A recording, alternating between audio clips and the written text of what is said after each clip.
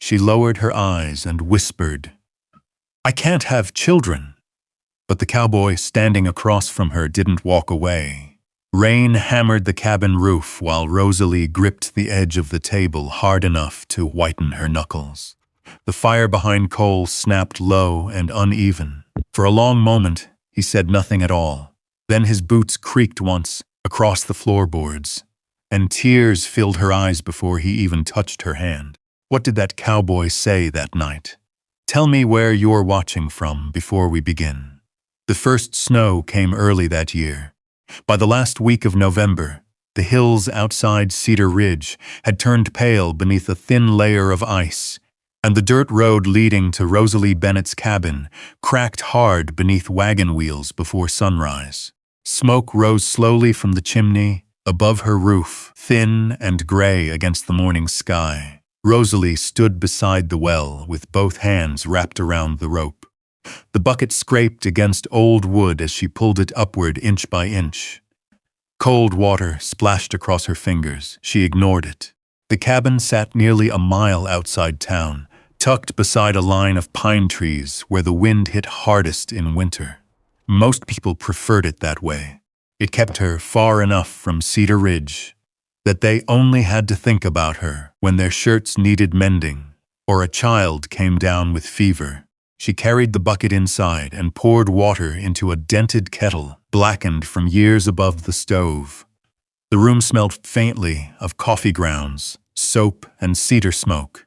Her sewing basket rested beside the window, with 2 unfinished coats folded neatly beside it. Outside, chickens scratched beneath the frost.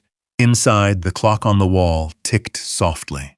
Rosalie tied her dark hair back with a faded ribbon and sat by the window to work. Her needle moved steadily through thick denim while the morning light spread across the wooden floorboards. Around noon, she wrapped a wool coat around her shoulders and headed toward town with the finished clothes folded carefully inside a sack. Cedar Ridge looked half asleep beneath the cold. Men stood outside the saloon drinking coffee from tin cups. Horses snorted clouds into the air beside the hitching posts. Somewhere farther down the street, a hammer struck metal in steady rhythm from the blacksmith shop. Rosalie kept her eyes forward. At the general store, Mrs.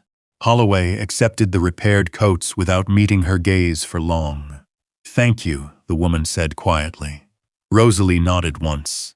A little boy near the candy barrel stared at her with open curiosity, until his mother gently pulled him closer to her side. Not cruel, just careful. That was usually worse. By late afternoon, the wind shifted sharply from the north. Snow clouds rolled low across the mountains beyond Wind River. People began leaving town earlier than usual, gathering supplies before the storm hit. Rosalie started home with flour, lamp oil, and coffee packed tightly in the back of her wagon. The first heavy snowflakes fell before she reached the cabin. By nightfall, the storm arrived hard. Wind slammed against the walls, while snow buried the fence posts outside one by one. Rosalie fed more wood into the stove and checked the latch on the front door twice before settling into her chair with a book she never really read. Then came the sound. Hoofbeats, slow, uneven. Her body stiffened immediately. Nobody came this far out in weather like this unless something had gone wrong. Rosalie stood and reached for the lantern hanging beside the door. The light shook faintly across the walls as she opened it against the wind. A horse stood near the gate, breathing hard through the snow. The rider sat tall in the saddle despite the storm, broad shoulders out covered in white frost. One gloved hand held the reins, while the other steadied the animal carefully. "My horse threw a shoe crossing the ridge," the man said. His voice was rough from cold. "I saw your light." Rosalie lifted the lantern higher. Cole Mercer. Even alone on horseback in the middle of a storm, he looked exactly like the stories people told about him. Quiet, hard to read. The kind of man folks stepped aside for without realizing they'd done it. The horse shifted painfully. Rosalie noticed blood near its lower leg. "You can use the back stable," she said after a moment. "Storm's too deep to keep riding tonight." Cole nodded once. Appreciate it, that was all. No charm, no unnecessary talk. He led the horse through the snow while Rosalie walked ahead with the lantern. Inside the small stable behind the cabin, Cole crouched immediately beside the injured leg. His movements stayed calm and practiced, while Rosalie handed him clean cloth strips from an old supply box. "You were a medic once?" he asked quietly. "Nurse." He glanced at her, briefly, then back to the horse. The wind screamed outside the stable walls. Rosalie watched him tighten the bandage carefully beneath the lantern light. Snow melted slowly from the brim of his hat onto his coat collar. Most men in Cedar Ridge talked too much when they were nervous. Cole Mercer barely spoke at all. "You should come inside before the temperature drops further," she said finally. "There's coffee." He hesitated like he almost refused out of habit. Then he nodded. Inside the cabin, the fire warmed the room enough to fog the windows.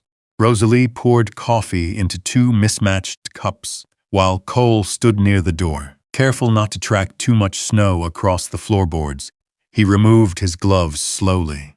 His hands were rough, scarred across the knuckles. "Horse'll make it," Rosalie said. Cole looked toward the fire. "Good." Silence settled between them, but it didn't feel sharp, just unfamiliar.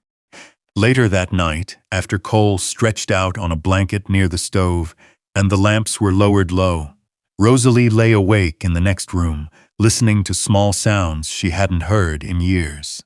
Footsteps, a chair shifting slightly, another breath inside the house. Strange how quickly a quiet place noticed another person. Morning arrived gray and still. The storm had passed some time before dawn, leaving the world buried under clean white snow. Rosalie stepped onto the porch, wrapped in her coat, and stopped. Cole stood near the front gate with a hammer in one hand. The broken hinge she had ignored for weeks hung repaired beneath fresh nails. "You didn't have to do that," she said. Cole shrugged lightly. Gate would snapped clean off by next storm. His horse stood saddled nearby, leg wrapped neatly. Rosalie watched him secure the final nail before slipping the hammer back into his saddlebag. For a moment, neither of them spoke. Then Cole looked down the long, empty road disappearing toward town. "This road isn't safe for someone living alone," he said.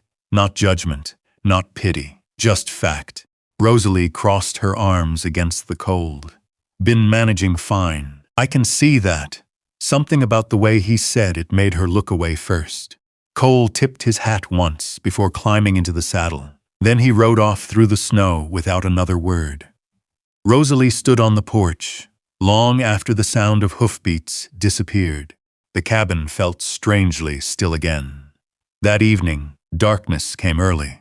Rosalie had just finished lighting the oil lamp when another knock sounded against the door. She frowned immediately. No one visited twice in one day. When she opened the door, Cole Mercer stood there again, beneath the porch light, snow dusting his shoulders. In one hand he held a folded gray handkerchief stitched carefully along the edges with fading blue thread. "My mother made this," he said quietly. "Left it here last night."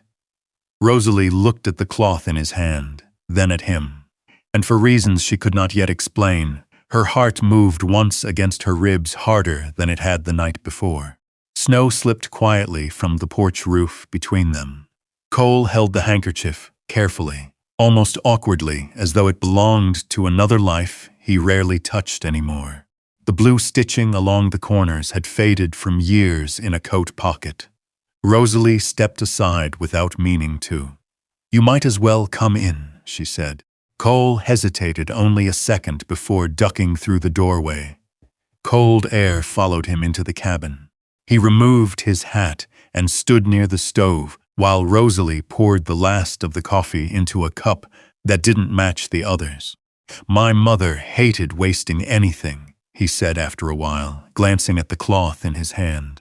"Used to sew initials into everything I owned so I wouldn't lose it." Rosalie looked down at the neat stitching. "M.M. Mercer," he said quietly. "She married my father and kept her own name anyway." Something about that made Rosalie almost smile. Outside, the wind eased at last. The storm had broken clean across the valley, leaving Cedar Ridge buried deep enough that most roads would stay closed for 2 days. Cole finished the coffee slowly. Before leaving, he noticed the stack of split wood beside the door had nearly run out. He said nothing about it, just nodded once and disappeared into the snow. An hour later, Rosalie heard the sound of an axe. She stepped onto the porch, wrapped in her coat, and found Cole near the woodpile. Sleeves rolled above his wrists despite the cold. Snow dusted his dark hair, while the axe rose and fell in steady rhythm against the frozen logs. "You don't have to do that," she called. Cole drove the blade through another piece of pine. "I know." That answer unsettled her more than if he had argued. By sunset, the pile beside her porch had doubled in size. He left before dark without asking for supper. Over the next 2 weeks, Cedar Ridge settled into winter fully. Wagon wheels cut deep tracks through packed snow along Main Street. Frost gathered thick along the windows of the saloon every morning. Men warmed their hands around coffee cups at Dawson's Diner before heading toward the cattle yards. Rosalie kept mostly to herself. But now and then, Cole Mercer appeared. Sometimes he stopped by for water while riding north toward the mining trails. Sometimes he asked if the creek road had frozen solid yet. Once he carried a 50-pound sack of flour from town and left it beside her kitchen table, without mentioning how he knew she'd been struggling to lift one at the general store. And always, he left before staying long enough to crowd the room. That was what Rosalie noticed most. The absence of pressure. He never asked why she lived alone, never asked why nobody visited, never asked why she stood at the back of church gatherings without ever stepping inside. Most people poked at loneliness the second they sensed it. Cole treated it like a closed gate he had no intention of forcing open. One Saturday afternoon, Rosalie rode into town for the winter rodeo held behind the livestock pens. Cedar Ridge gathered there every year, no matter the weather. Children chased each other between wagons, while cowboys shouted over snorting horses and clouds of dust. Rosalie only came because Edith Turner insisted. "You can't spend every winter staring at those 4 walls," the older woman had said while wrapping fabric at her store. "Go look at people for once." Now Rosalie stood near the fence in a dark wool coat while the rodeo crowd swayed around her. Somewhere nearby, someone sold roasted peanuts from a cart beside the saloon porch. She saw Cole before he saw her. He leaned against the fence near the arena, hat low over his eyes, speaking quietly with Eli Turner. The younger cowboy laughed at something Cole muttered under his breath. Then a horse bucked hard near the south gate. A scream cut through the noise. Everything happened quickly after that. One of the younger riders lost control during a turn. The horse reared sideways, throwing a small boy standing too close beneath the rail fence. People rushed forward all at once. The child cried out. Rosalie moved before thinking. By the time the crowd reached them, she was already kneeling in the dirt beside the boy, pressing folded cloth against the bleeding cut near his temple. "Don't move him," she snapped sharply when someone reached for the child's arm. The old training came back easily. Steady hands, clear voice, pressure first, check breathing second. The crowd pressed tighter around them until another figure stepped directly beside Rosalie. Cole. He planted himself between her and the staring faces without a word. One hand rested against the fence rail while he looked down at the crowd hard enough that several men stepped back automatically. "Give her room," he said. Not loud, just certain. Rosalie worked quietly while snow drifted lightly across the arena dirt. The boy's crying slowed beneath her touch. Finally, she leaned back slightly. "He'll need stitches. Someone get Doc Harris." The child's mother knelt beside them, trembling. "Thank you," she whispered. Rosalie only nodded and stood. As she wiped blood from her hands with a cloth, she caught fragments of whispers nearby. "That's the woman outside town. Cole Mercer's been spending time there. Vivian Caldwell stood near the fabric booth beneath a fur-lined coat, watching Rosalie with cool eyes. "Well," she said softly enough for others to hear, "I suppose lonely people eventually find each other." The words landed harder than shouting would have. Rosalie lowered her gaze immediately, but before she could step away, Cole moved beside her again. "Ride home with me," he said. It wasn't a request exactly. The mountains disappeared into fog by the time they left Cedar Ridge. Rosalie sat behind him on horseback, while cold wind swept through the pine trees along the ridge trail. Neither spoke much. The horse moved carefully across icy ground, while dusk settled blue over the valley below. At one narrow turn, the animal stumbled lightly. Rosalie instinctively caught hold of Coat to steady herself. His hand covered hers briefly where it rested against him, warm even through the gloves. When they reached her cabin, snow had started falling again in thin silver lines. Cole dismounted first and turned toward her. For a moment, neither moved. Then, slowly, carefully, he lifted one hand toward her face. Rosalie stepped back before he touched her. The movement was small. Still, Cole noticed. A shadow crossed his expression before disappearing just as quickly. "You don't know what people in town are saying," Rosalie said quietly. Cole looked at her for a long moment, while snow settled across the shoulders of his coat. Then he answered in the same calm voice he always used. "I don't live my life inside other people's heads." Rosalie felt the words settle somewhere deep before she could stop them. Cole tipped his hat once and climbed back into the saddle. She stood on the porch, watching him disappear into the fog-covered road until even the sound of hoofbeats was gone. Winter settled harder after that. Snow packed thick against the fence posts outside Rosalie's cabin, and ice formed along the corners of the windows each morning before sunrise.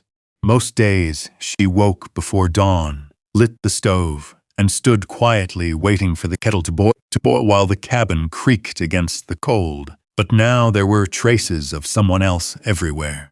A stack of fresh-cut wood appeared beside the porch every few days without explanation. One afternoon she found the loose hinge on her chicken coop, repaired with clean new screws. Another evening, after coughing through half the night, she opened the front door to discover canned peaches, coffee, and medicine wrapped inside brown paper sitting beside the steps. No note, no knock. Just Cole Mercer's quiet way of staying near without stepping too close. Rosalie hated how much she noticed it. She noticed the sound of his horse before she saw him now. Not because he rode loudly. The opposite. Cole moved through the world with the same steady restraint he used in conversation. Even his silence seemed deliberate. One Sunday morning she passed the church while heading toward Edith Turner's store. Snowmelt dripped from the edge of the roof in slow, steady drops. Inside, voices carried faintly through the open doorway while Reverend Pike spoke to the congregation. "A man needs family," the preacher said, a name carried forward. A home full of children to inherit what he built. Rosalie slowed without meaning to. People inside nodded quietly. Somewhere near the front pew, a woman laughed softly. Rosalie kept walking, but the words followed her all the way down Main Street. At Edith's store, bolts of fabric lined the walls from floor to ceiling. The old woman stood behind the counter, measuring wool beneath the yellow glow of an oil lamp. "You look pale," Edith said without looking up. "I'm fine." That usually means the opposite. Rosalie managed half a smile. Edith folded the fabric carefully. "Cole Mercer was here yesterday." Rosalie's hands stilled against the counter. "He bought thread," Edith continued casually. "Didn't know the first thing about sewing. Nearly argued with me over needle sizes." Rosalie looked down before Edith could catch the warmth rising into her face. Outside the shop window, snow drifted softly across the road. "You should be careful," Edith said, more quietly this time. Rosalie nodded once. "I know." But that wasn't the truth. The truth was she no longer knew anything clearly when it came to Cole Mercer. That night the rain came instead of snow, cold rain, heavy, enough to shake the roof. Rosalie woke sometime after midnight, coughing hard against the damp air. Her head burned while the rest of her body shivered beneath the blankets. She stumbled from the bed to add wood to the stove, but nearly lost her balance crossing the room. A knock sounded suddenly against the door. 3 short knocks, then silence. Rosalie froze. Only one person knocked like that. She opened the door carefully. Cole stood there, soaked through from the storm, hat dripping rainwater onto the porch boards. "Edith said you looked sick," he said. Rosalie tried to answer, but another cough cut through her chest sharply. Cole's expression changed immediately. Not panic. Focus. He stepped inside, shut the door against the wind, and crossed straight toward the stove. Within minutes he had more wood burning and fresh water heating in the kettle, while Rosalie sat wrapped in blankets near the fire, trying to steady her breathing. "You shouldn't have come out in this weather," she whispered. Cole shrugged out of his wet coat. Road wasn't that bad. Lightning flashed faintly beyond the windows. For a long while neither spoke. Rain hammered against the roof, while steam rose slowly from the coffee cups between them. The cabin glowed gold beneath the lantern light, small and warm against the storm outside. Rosalie stared into the fire. "I was engaged once," she said suddenly. The words surprised even her. Cole didn't move, didn't interrupt. He worked the silver mines outside Laramie. Her voice stayed low. "We were supposed to marry in spring." The fire cracked softly. Rosalie folded her hands tighter around the cup. "Then I got sick." She swallowed once. "The fever nearly killed me," Dr. Harris said afterward. Her voice faltered for the first time. "He said I couldn't have children." Rain rolled heavily down the roof. Rosalie stared at the flames because she could not bear to watch Cole's face while saying the rest. "My fiancé left 3 weeks later." The silence afterward felt endless. Rosalie pressed her lips together hard enough to stop them shaking. "I can't give you the kind of life men stay for," she whispered. Cole said nothing, not immediately, and somehow that hurt worse. Rosalie listened for movement behind her, for boots crossing the floor, for the sound of the door opening into the rain. Instead, she heard only the fire burning low. When she finally looked up, Cole was still sitting there. His elbows rested loosely against his knees while rainwater from his coat darkened the floorboards beneath the chair. He looked tired suddenly, not uncomfortable, not trapped, just honest. "I came here for you," he said quietly. "Not for a child who doesn't even exist yet." Rosalie stared at him. Cole held her gaze steadily. "You think too much about what you can't give people," he continued. "Maybe because too many folks only ever saw you for what they wanted." Something inside her gave way then, not loudly, not dramatically.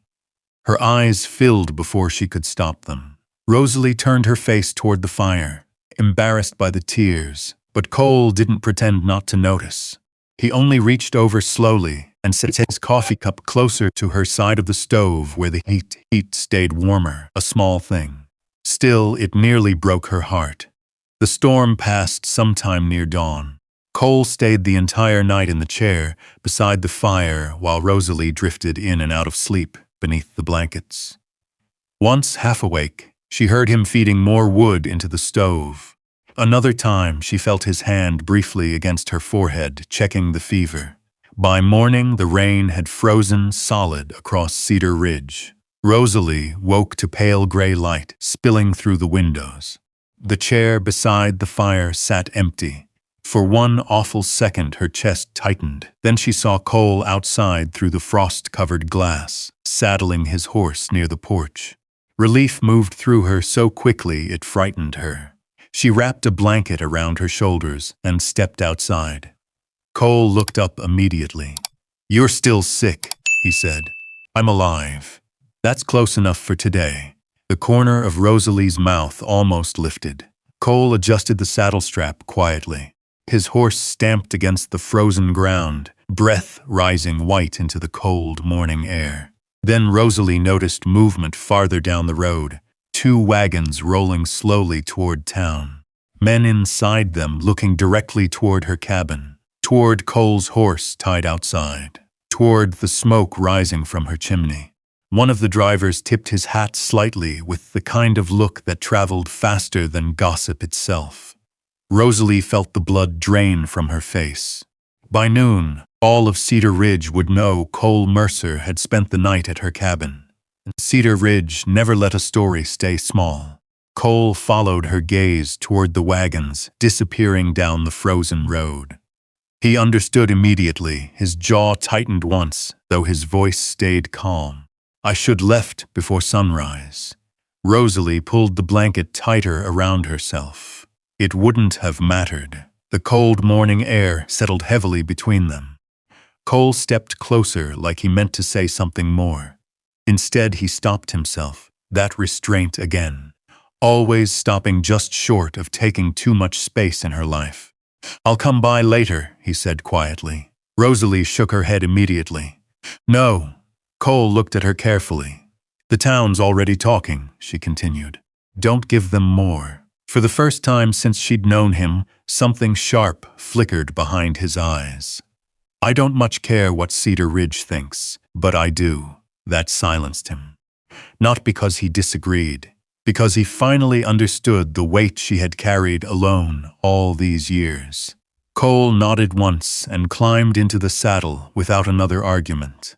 Rosalie watched him ride away beneath the pale winter sky. This time, the silence he left behind felt colder than before. By afternoon, the whispers had already spread through town. Rosalie felt them the second she stepped into Dawson's general store for lamp oil and flour. Conversations lowered when she passed. 2 women near the canned peaches stopped speaking altogether. At the back counter, Vivian Caldwell stood beside her father, wearing a dark green coat trimmed with fur at the collar. She looked Rosalie over slowly, from boots to face. Well, Vivian said lightly, the storm seems to have brought unexpected company to your doorstep. Rosalie set coins onto the counter carefully. Morning to you too, mister. Caldwell pretended not to hear. Vivian smiled without warmth. Cole Mercer always did have a weakness for strays. The words landed quietly. That made them worse. Rosalie picked up her flour sack without responding. But before she reached the door, another voice cut across the room. That's enough, Vivian. Everyone turned.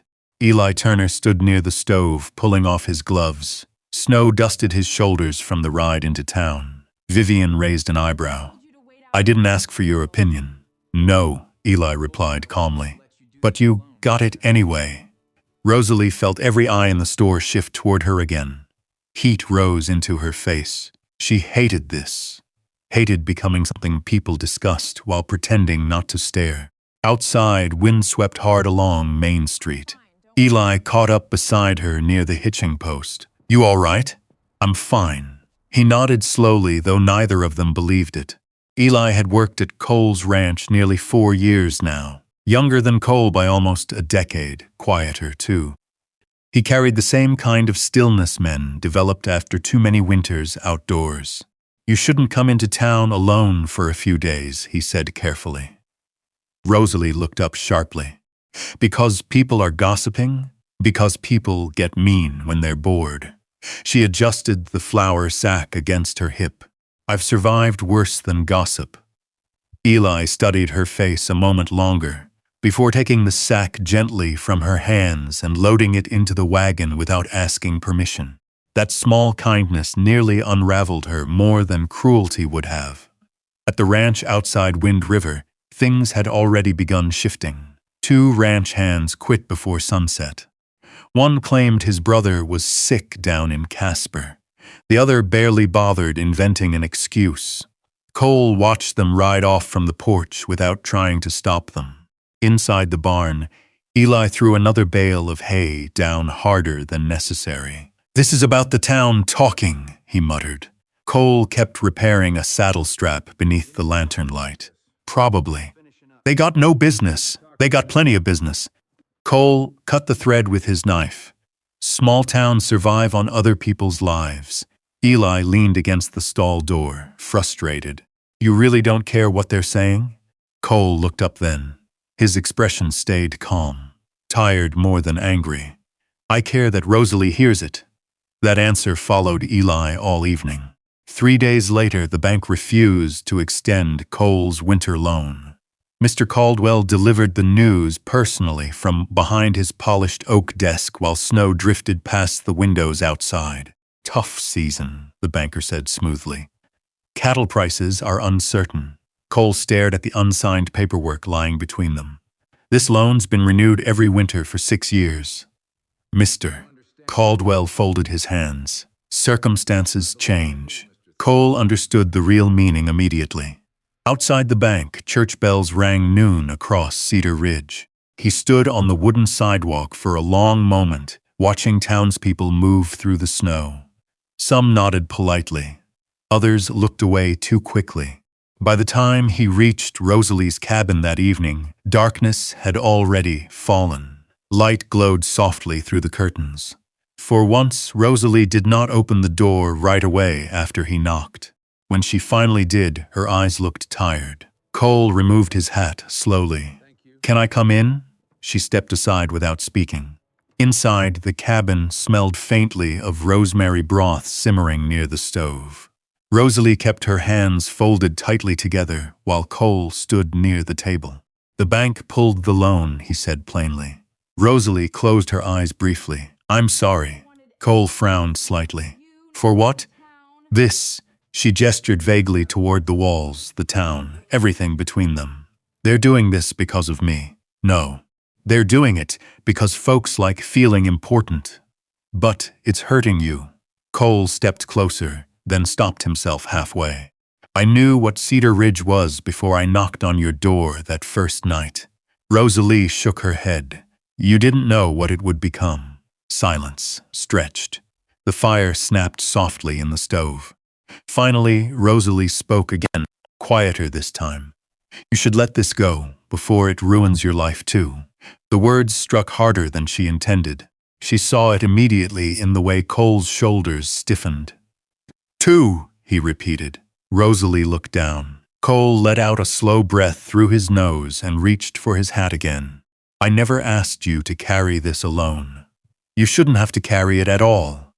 For the first time since she met him, frustration entered his voice. "You think walking away fixes something?" "I think it saves you." Cole stared at her a long moment after that. Then the anger faded, leaving only exhaustion. "You don't get to decide what's worth staying for," he said quietly. He left before she could answer. The next morning, Rosalie packed a small bag before sunrise. 2 dresses. Her doctor's notes tied together with string. A framed photograph she kept hidden inside the bottom drawer. Outside, snow fell softly across the road, leading north toward Edith Turner's old mountain cabin. Rosalie paused one last time inside her kitchen. The coffee cup Cole used still rested beside the stove, where she hadn't moved it. That hurt most of all. By the time Cedar Ridge woke beneath the gray winter morning, Rosalie Bennett was already gone. The mountain road to Edith Turner's old cabin disappeared beneath fresh snow before noon. Rosalie kept the wagon slow through the narrow pine pass, gloved hands stiff around the reins while cold wind swept down from the hills above Wind River. The farther she traveled from Cedar Ridge, the quieter the world became.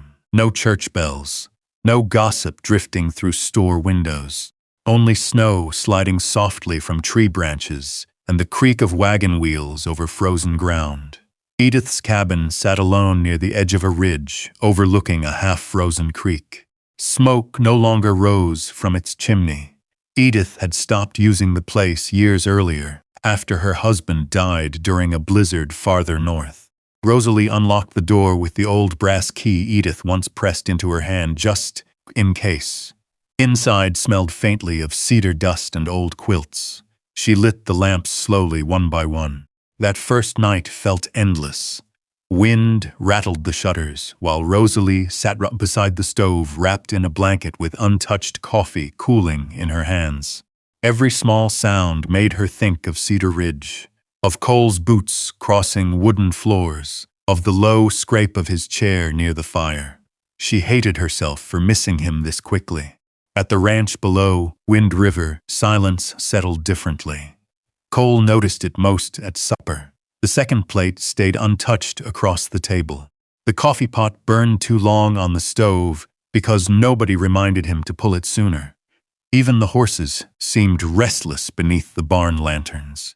3 nights after Rosalie left, Eli found Cole still awake near midnight repairing fence wire by hand inside the barn. "You should sleep," Eli muttered. Cole twisted the pliers once more without looking up. "Fence won't fix itself. That fence ain't broken." That finally made Cole stop. Cold air drifted through the barn doors, carrying snowflakes across the floorboards. Eli leaned against the stall quietly. "She gone for good?" Cole stared toward the dark hills north of town. "I don't know." It was the first uncertain thing Eli had ever heard from him. Days passed heavily after that. Rosalie tried keeping herself busy at the mountain cabin. She swept floors already clean, repaired curtains that barely needed stitching, chopped wood until her shoulders burned. But loneliness followed her anyway. Not the old loneliness she knew how to survive. This one felt sharper because now she understood what absence looked like after being cared for. One morning she woke dizzy enough to grip the edge of the washbasin. The room tilted briefly before settling again. Rosalie blamed the altitude first, then the cold, then exhaustion. Still, the weakness returned the next day, and the next. By the end of the week, even the smell of coffee turned her stomach.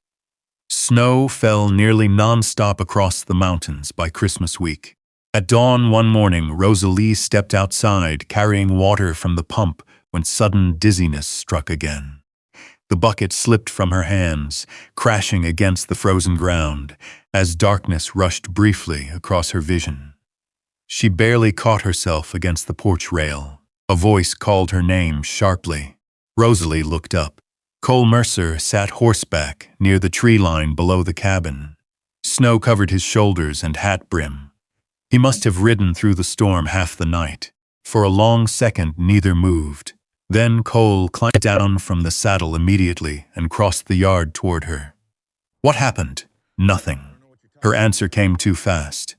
Cole's eyes moved from the spilled water bucket to the way her hand gripped the porch rail too tightly. "You're pale."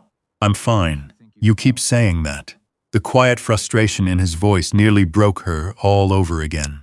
Cole picked up the fallen bucket and set it carefully beside the door before looking at her fully. "You left without even letting me say goodbye." Rosalie folded her arms tightly against herself. That would have made it harder. "For who?" She couldn't answer. Snow drifted softly around them. Cole stepped closer slowly this time, giving her every chance to walk away. "I don't care what Cedar Ridge thinks," he said quietly. "I don't care what the bank says.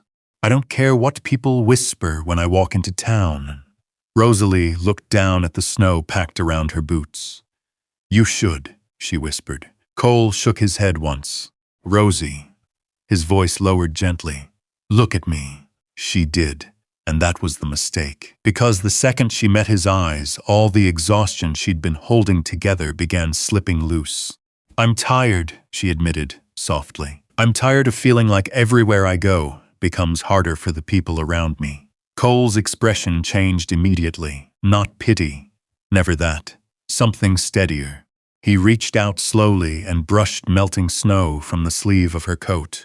The gesture felt so careful Rosalie nearly cried right there on the porch.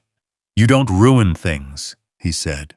"You just spent too long around people who made you believe you did." Silence settled between them again. Then suddenly Rosalie swayed slightly. Cole caught her elbow at once. "Rosie, I'm all right," but even she heard how weak her voice sounded now.